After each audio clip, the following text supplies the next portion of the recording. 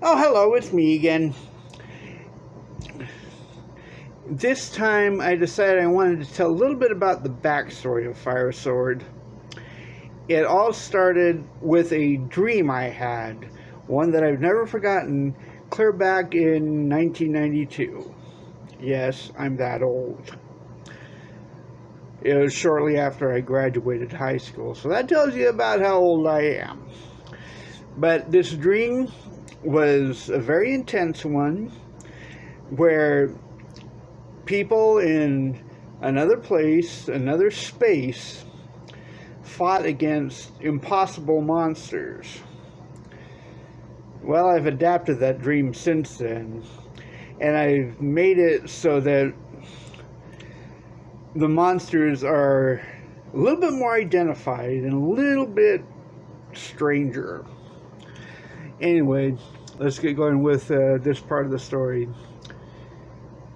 I should tell you, I'm not reading the whole thing because that would mean that you don't have to buy the story, which is something that I definitely want you to do. Anyway, it starts out 2 rotations later.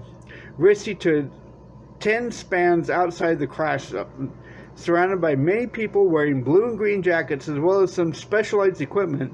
Risti had no idea what she was doing here. Her father often sent her out to report on the details of things like this.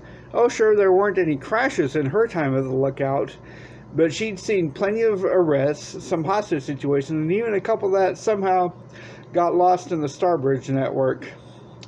But never a crash. She was in the control center when the call came in that a ship came out of the Starbridge portal going too fast and appearing out of control. It took her only a moment to identify it as a ship from one of the monastic colonies, but then her father said that she needed to go. Was it because after so long she was still a rookie? Was it because even now she didn't have a ring blaster? She knew she could debate these questions for herself for a long time without a single answer.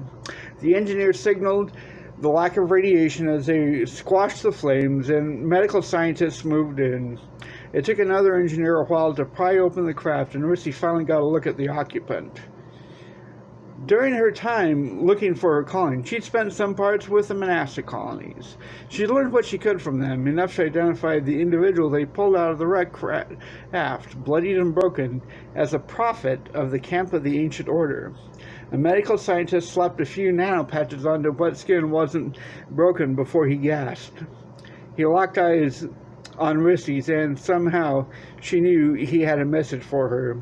She made her way to his side to hear him whisper, "The shadow has fallen." He passed out, leaving her wondering what it might mean. Okay, that's enough for this week, so I guess I'll see you all next week. And see you on the flip side.